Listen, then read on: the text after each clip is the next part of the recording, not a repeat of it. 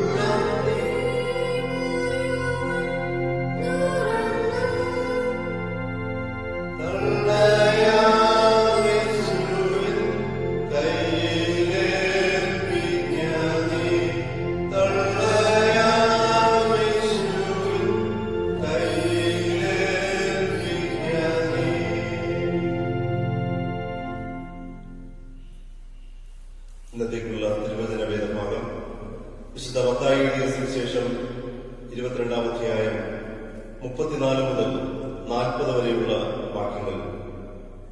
വിശുദ്ധ മത്തായിയുടെ സുവിശേഷം 22-ാം അധ്യായം 34 മുതൽ 40 വരെയുള്ള വാക്യങ്ങൾ. സദൂക്യരെ അവൻ ഉണ്ടാതാക്കിയ പ്രകാരം കേട്ടിട്ട് പരീശന്മാർ ഒന്നിച്ചുകൂടി. അവരിൽ ഒരു വൈദികൻ അവനെ പരീക്ഷിച്ചു.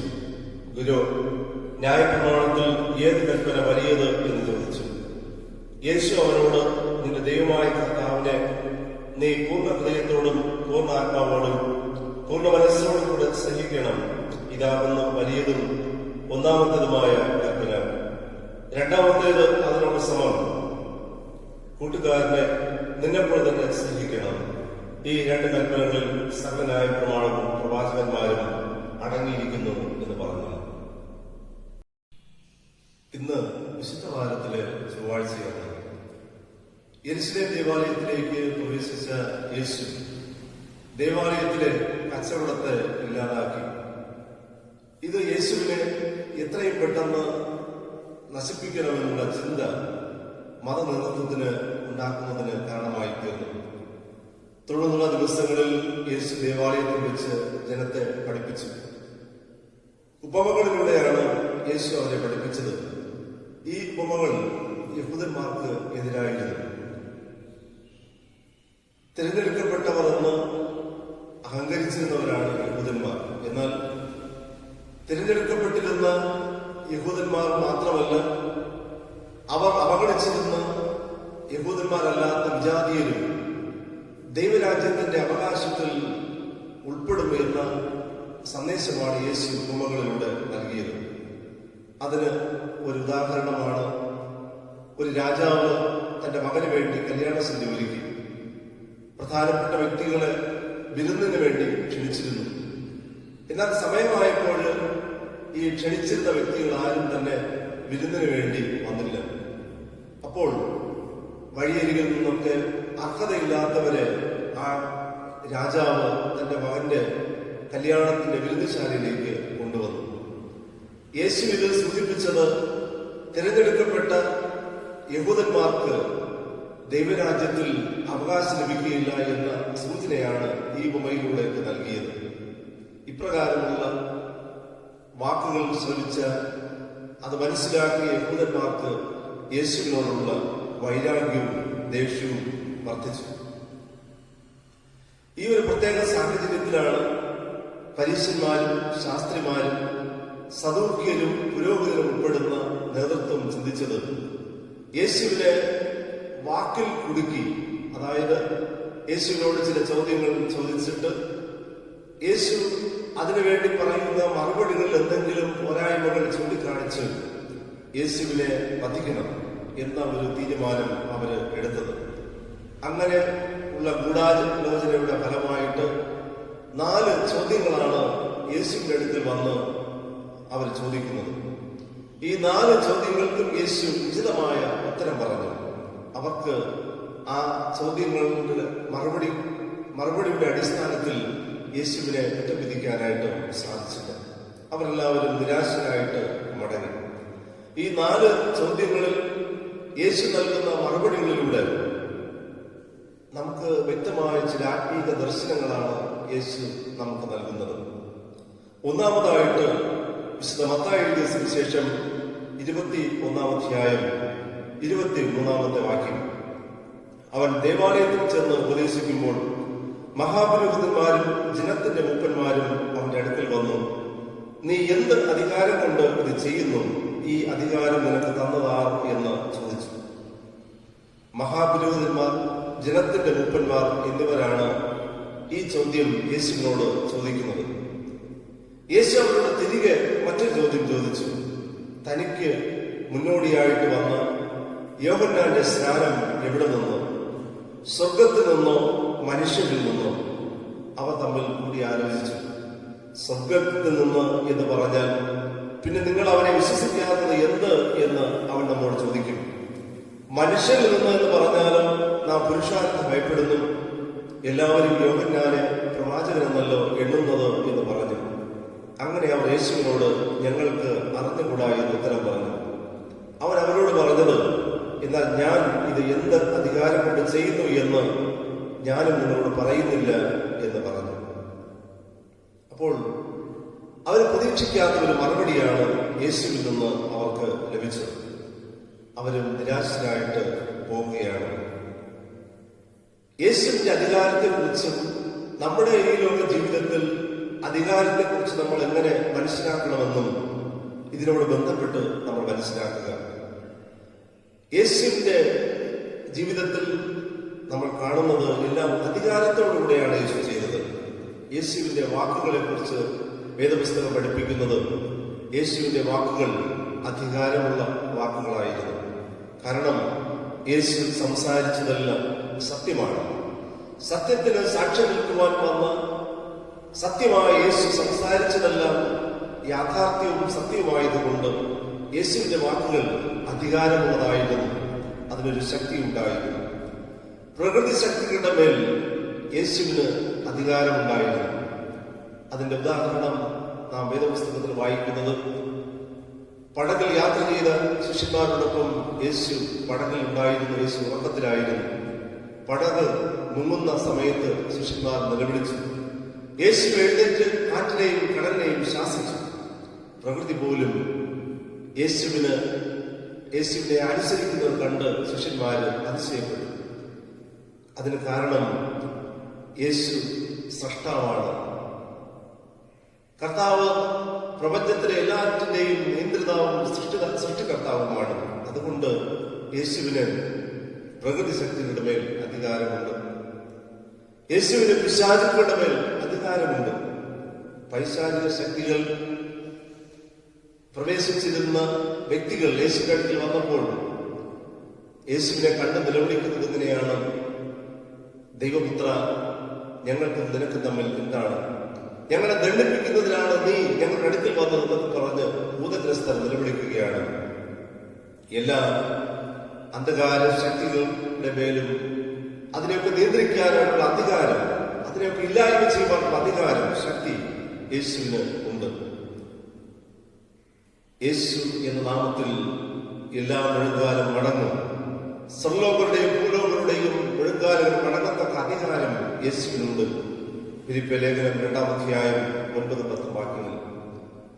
കർത്താവിന്റെ വീണ്ടും വരവെങ്കിൽ യേശു നിത്യരാജാവായി വാഴും.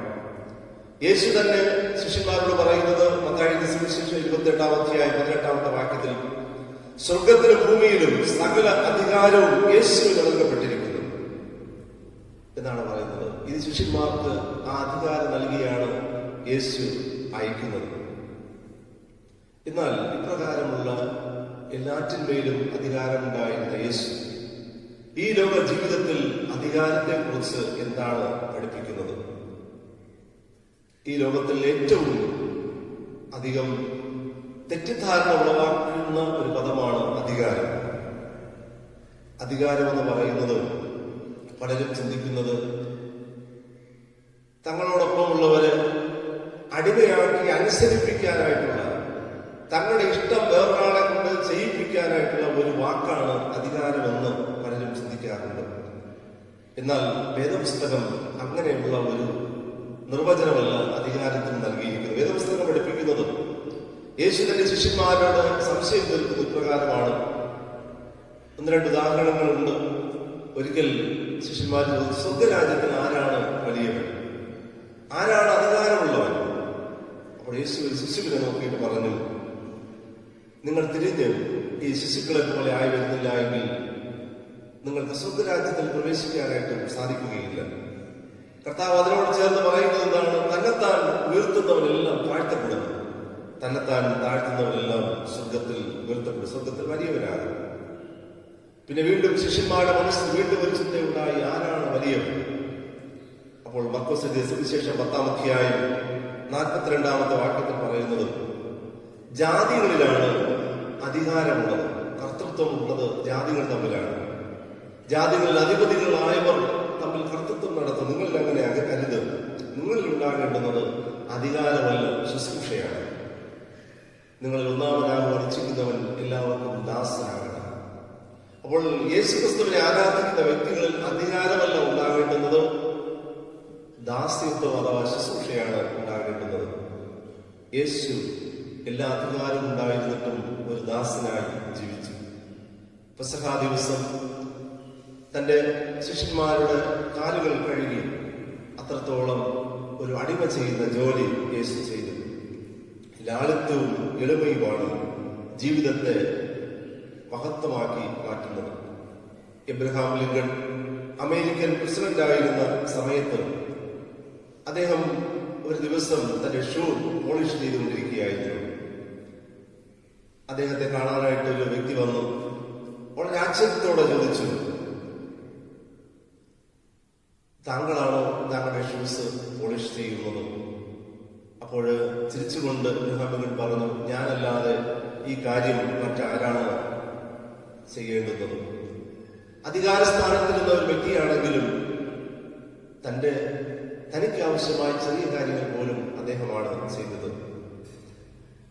ഒരിക്കൽ ഉന്നത അധികാരത്തിലിരിക്കുന്ന ഒരു വ്യക്തി പാവപ്പെട്ട ഒരു കർഷകനുമായി സംഭാഷണത്തിൽ ഏർപ്പെട്ടു. ഈ അധികാരത്തിലിരിക്കുന്ന വ്യക്തി അതിന്റെ അഹങ്കാരത്തോടുകൂടെ ഈ സാധുവായ മനുഷ്യനോട് തന്റെ സംഭാഷണ ബന്ധത്തിൽ പ്രകാരം പറഞ്ഞു, ഞാൻ ദൈവത്തിന്റെ മുന്നിലും മനുഷ്യന്റെ മുന്നിലും തലകുനിക്കാറില്ല.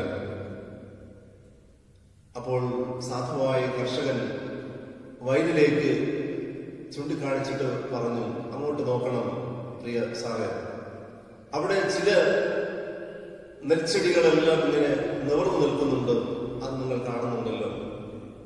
അതിനുള്ളിൽ ഒന്നുമില്ല, പതില് വഹിക്കുന്ന ഒരു ഉള്ളിൽ കഴമ്പില്ലാത്ത നെൽച്ചെടികളാണ് നിവർന്നു നിൽക്കുന്നത്. എന്നാൽ നിറച്ച് ധാന്യങ്ങളുള്ള നെൽച്ചെടികൾ തലകുലിച്ച് നിൽക്കുന്നു. അപ്പോൾ അതും ആ ഒരു ഉപമയും വ്യക്തമാക്കുന്നത് തന്നെത്താൻ അഹങ്കരിക്കുന്നവർ താഴ്ത്തപ്പെടും, തന്നെത്താൻ അധികാരഭാവം നടിക്കുന്നവർക്ക് അവർ താഴ്ത്തപ്പെടും. എന്നാൽ എളിമയോടുകൂടെ ജീവിക്കുന്നവർ തങ്ങളുടെ ജീവിതത്തിൽ ഉയർത്തപ്പെടും എന്ന് വേദപുസ്തകം നമ്മെ പഠിപ്പിക്കുന്നു. മറ്റുള്ളവർക്ക് ശുശ്രൂഷ ചെയ്യുന്ന അധികാരമാണ് നമുക്കുണ്ടാകേണ്ടുന്നത്. മറ്റുള്ളവർക്ക് ദാസനായി തീരേണ്ടുന്ന ഒരു മനോഭാവമാണ് നമ്മുടെ ജീവിതത്തിൽ ഉണ്ടാകേണ്ടുന്നത്. യേശു അതിന്റെ ഉത്തമ മാതൃകയാണ്. രണ്ടാമതായിട്ട്, കൈസർക്ക് കരം കൊടുക്കുന്നത് വിഹിതമോ എന്ന ചോദ്യമാണ് യേശുവിനോട് ചോദിക്കുന്നത്. വിശുദ്ധ മത്തായി എഴുതിയ സുവിശേഷം 22-ാം അധ്യായം 15 മുതൽ 21 വരെയുള്ള വാക്യങ്ങൾ. അനന്തരം പരീശന്മാർ ചെന്ന് അവനെ വാക്കിൽ കൊടുക്കേണ്ടതിന് ആലോചിച്ചുകൊണ്ട് തങ്ങളുടെ ശിഷ്യന്മാരെ ഹെരോദ്യരോടുകൂടെ അവരുടെ അടുക്കൽ അയച്ചു. ഇതിന്റെ യേശുവിനെ ഇങ്ങനെ പുകഴ്ത്തി പറയുന്ന രീതിയിൽ അവർ സംസാരിച്ചത്, ഗുരു, നീ സത്യവാനാണ്, ദൈവത്തിന്റെ വഴി നേരായി പഠിപ്പിക്കുന്നവനാണ്, മനുഷ്യരുടെ മുഖം നോക്കാത്തവനാണ്, ആരെയും ശങ്കയില്ലാത്തവനാണ്. ഇങ്ങനെയൊക്കെ പറഞ്ഞ് യേശുവിനെ കുറിച്ച് മുഖസ്തുതികളൊക്കെ അവര് നൽകി. എന്നിട്ട് അവരുടെ ഉള്ളിലെ കപടം നിറഞ്ഞ ഒരു ചോദ്യം ഉന്നയിക്കുകയാണ്. കൈസർക്ക് കരം കൊടുക്കുന്നത് വിഹിതമോ അല്ലയോ എന്ന് പറഞ്ഞു തരണം. നികുതികളെ കുറിച്ചൊക്കെ നമ്മൾ മനസ്സിലാക്കിയിട്ടുണ്ട്. ഒരു രാജ്യത്തിലെ പൗരന്മാർ ഒരു നിശ്ചിത തുക തങ്ങളുടെ വരുമാനത്തിൽ നൽകുന്നതാണ് നികുതി. റോമൻ സാമ്രാജ്യത്തിന്റെ അധീനതയിലാണ് യഹൂദ പ്രദേശം. റോമൻ ഭരണം പലതരത്തിലുള്ള നികുതികൾ യഹൂദന്മാരെ അടിച്ചേൽപ്പിച്ചിരുന്നു. നിർബന്ധിത പിരിവ് അവരെ അടിച്ചേൽപ്പിച്ചിരുന്നതിനാൽ റോമൻ ഭരണത്തോട് യഹൂദന്മാർക്ക് വളരെ പക ഉണ്ടായിരുന്നു, ദേഷ്യമുണ്ടായിരുന്നു. അതുകൊണ്ട് തന്നെ ചുങ്കം പിരിക്കുന്നതിന് വേണ്ടി നിയോഗിക്കപ്പെട്ടിരുന്ന ചുങ്കം പിരിവുകാരോട് അവർക്ക് വളരെയധികം പുച്ഛമായിരുന്നു. അവരെ പാപികൾക്ക് തുല്യമായിട്ടാണ് യഹൂദന്മാർ കരുതിയിരുന്നത്. അപ്പോൾ ഇങ്ങനെ ഒരു യേശുവിനെ വാക്കിൽ കൊടുക്കുവാനായിട്ടുള്ള ചോദ്യമാണ് അവർ ചോദിക്കുന്നത്. അതായത് യേശു കരം കൊടുക്കണമെന്ന് പറഞ്ഞാൽ, കൈസർക്ക് കരം നൽകണമെന്ന് പറഞ്ഞാൽ അത് ദൈവനിന്ദയായി മാറും. അല്ലെങ്കിൽ അത് യഹൂദന്മാർക്ക് എതിരായ ഒരു പഠിപ്പിക്കലാണ്. യഹൂദന്മാരെതിരായിട്ട് തീരും. കരം കൊടുക്കണ്ട എന്ന് പറഞ്ഞാൽ അത് രാജ്യദ്രോഹ കുറ്റമായിട്ട് മാറും. യഹൂദന്മാര് റോമൻ സാമ്രാജ്യത്തിന് പലതരത്തിലുള്ള നികുതികൾ നൽകണമായിരുന്നു.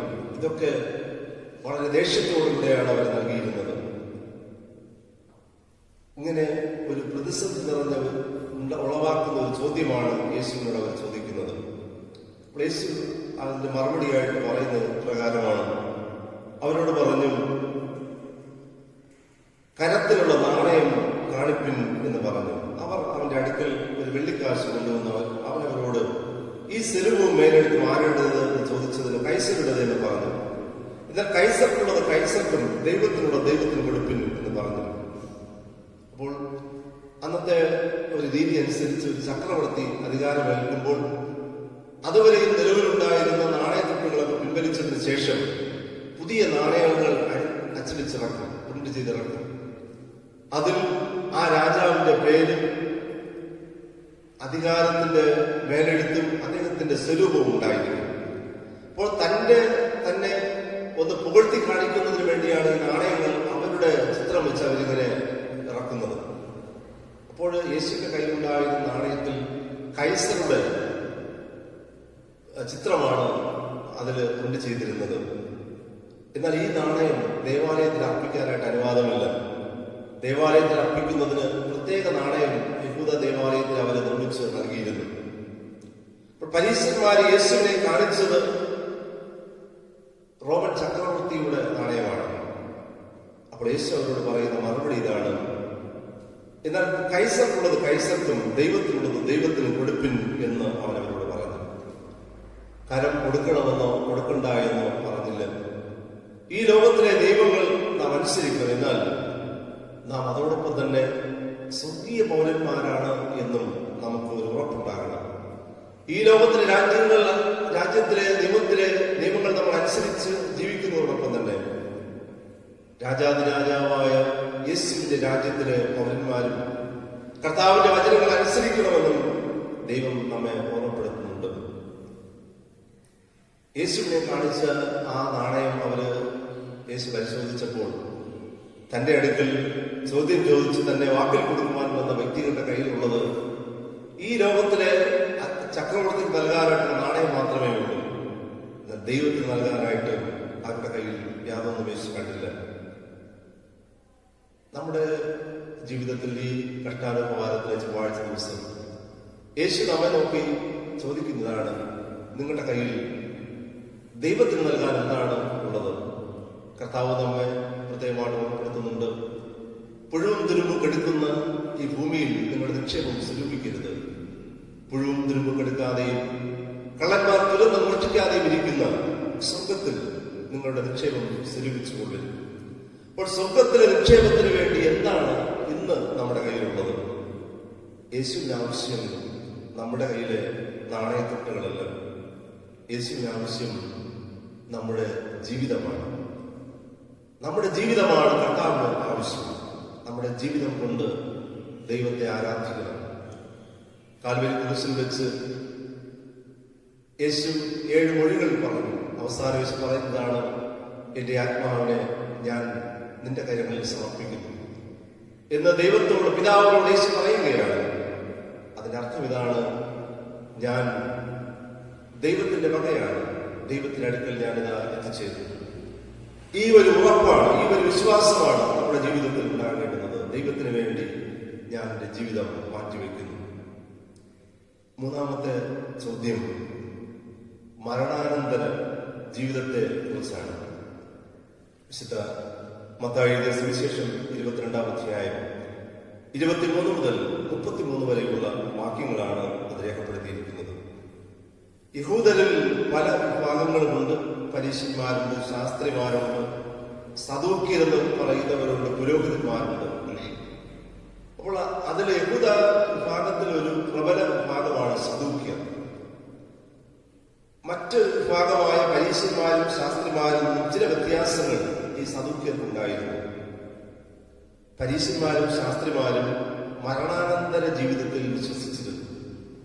എന്നാൽ സദൂക്യർ മരണാനന്തര ജീവിതത്തിൽ വിശ്വസിച്ചിരുന്നില്ല. മരിച്ചാൽ പിന്നെ മറ്റൊരു ജീവിതത്തിൽ അവർ വിശ്വസിച്ചിരുന്നില്ല. മഹാപുരോഹിതന്മാരായി തിരഞ്ഞെടുക്കപ്പെട്ടിരുന്നത് സദൂക്യ വിഭാഗത്തിൽപ്പെട്ടവരായിരുന്നു.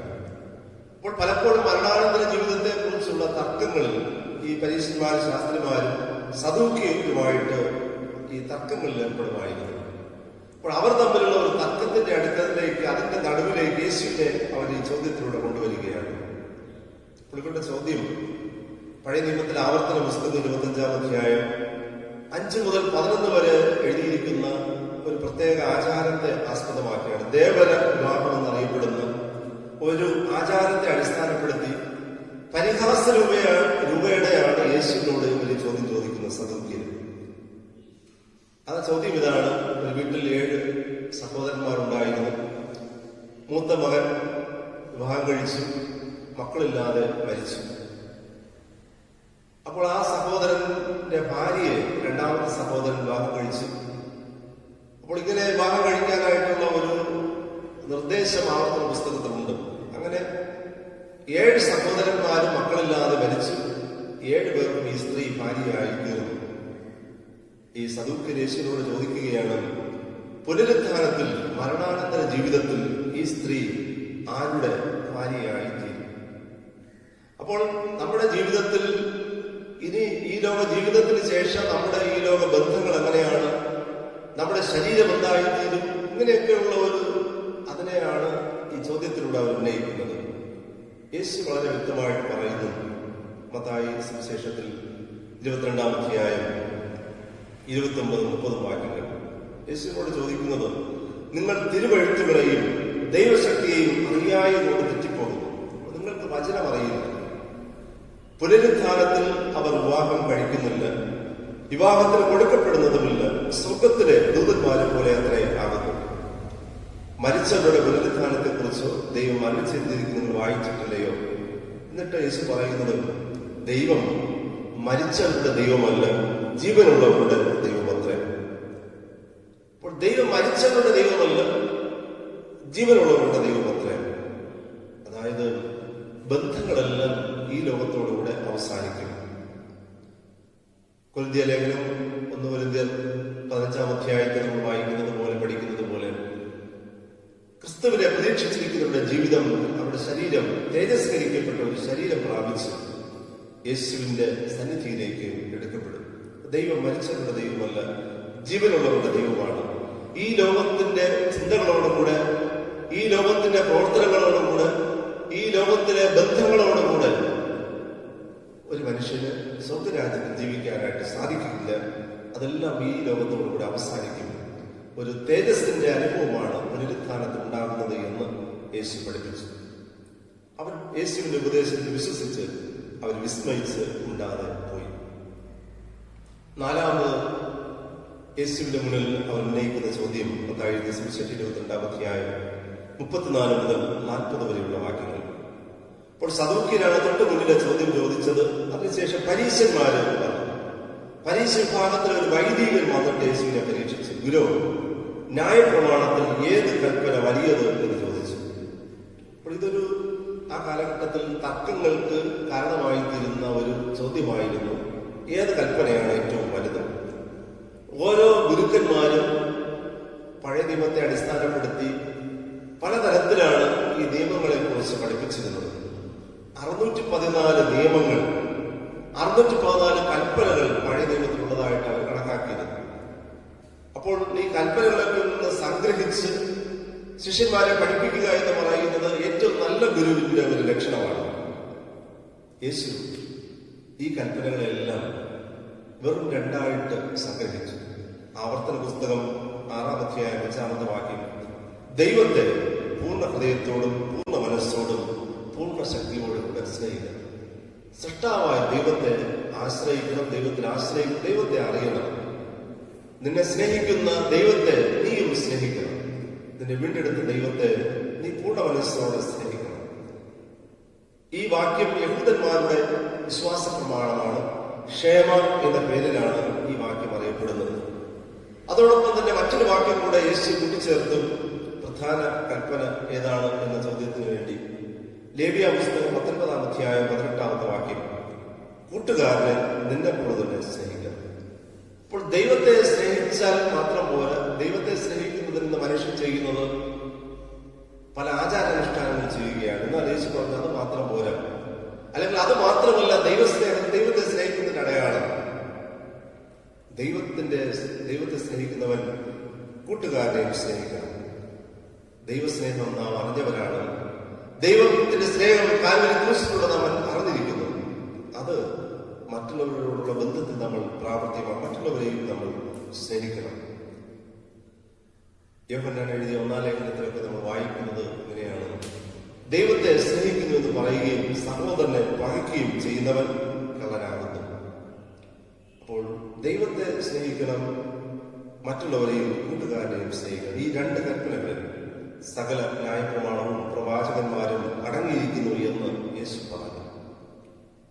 4 പ്രധാനപ്പെട്ട ചോദ്യങ്ങൾക്ക് നമ്മുടെ എല്ലാ സംശയങ്ങളെയും പരിഹരിക്കുന്ന തരത്തിലാണ് യേശു മറുപടി പറഞ്ഞത്.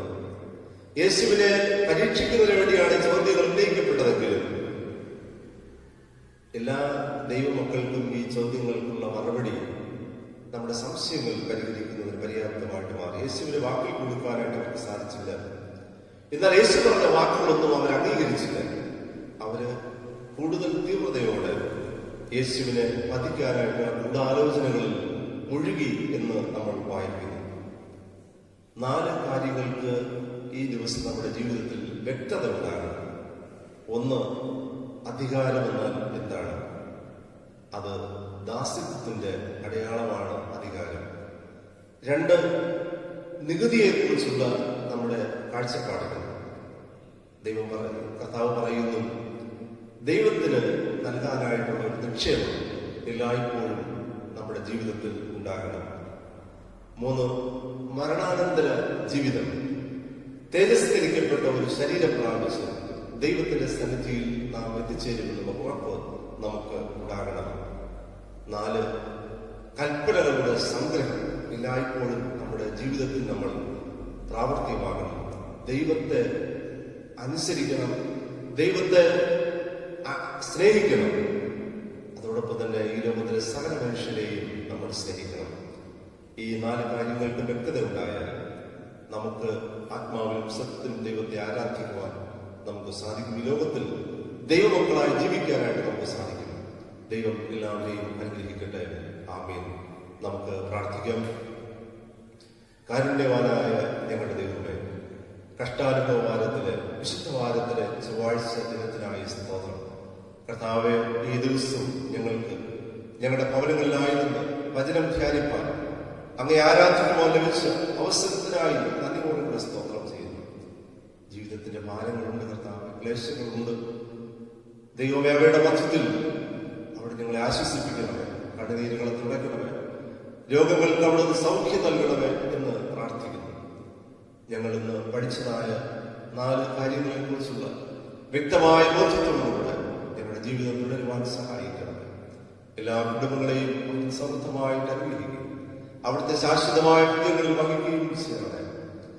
കൊറോണ വൈറസിന്റെ ബാധയാൽ മരണപ്പെട്ട് അത് ദുഃഖത്തിലായിരിക്കുന്ന എല്ലാവരെയും ആശ്വസിപ്പിക്കണമേ. അതിന് ശുശ്രൂഷാരംഗത്ത് പ്രവർത്തിക്കുന്നവരെ അവിടെ ധൈര്യപ്പെടുത്തണമേ. ശരിയായ ചികിത്സാവിധികൾ ലഭിക്കുവാൻ കർത്താവ് പ്രവർത്തിക്കണമേ. അനുയോജ്യമായ മരുന്നുകൾ കണ്ടെത്തുവാൻ അവിടുന്ന് ശാസ്ത്രജ്ഞന്മാരെ ഉപയോഗിക്കണമേ എന്ന് പ്രാർത്ഥിക്കുന്നു. ദൈവമേ, തുടർന്നും അവിടുത്തെ കൃപ കൊണ്ട് ഞങ്ങളെ നിറയ്ക്കണമേ. യേശു ക്രിസ്തുവിൻ നാമത്തിൽ ഞങ്ങളുടെ പ്രാർത്ഥന കേൾക്കണമേ. ആമേൻ. പിതാവും പുത്രനും പരിശുദ്ധാത്മാവുമായ ത്രിയേക